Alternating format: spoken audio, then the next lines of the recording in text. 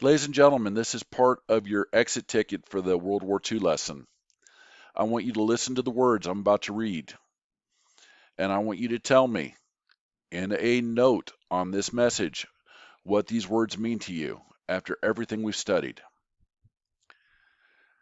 This is a speech to the American people from General Douglas MacArthur. Today the guns are silent. A great tragedy has ended. A great victory has been won. The skies no longer rain death. The seas bear only commerce. Men everywhere walk upright in the sunlight. The entire world lies quietly at peace. The holy mission has been completed. And in reporting this to you, the people, I speak for the thousands of silent lips, forever stilled among the jungles and the beaches and in the deep waters of the Pacific, which mark the way. I speak for the unnamed brave millions homeward bound to take up the challenge of the future, which they did so much to salvage from the brink of disaster.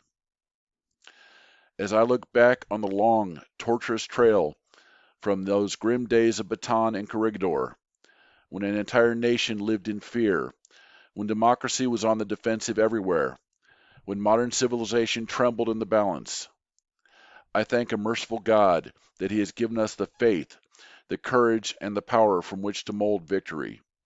We have known the bitterness of defeat and the exaltation of triumph, and from both we have learned there can be no turning back.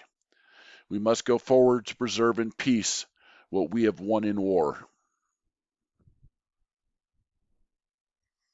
These powerful words were spoken by General Douglas MacArthur on the deck of the USS Missouri in Tokyo Bay while he was signing the surrender of Japan. Think about this, folks, as we get ready to go into our Thanksgiving break. Think about what was sacrificed for what we have today. Thank you.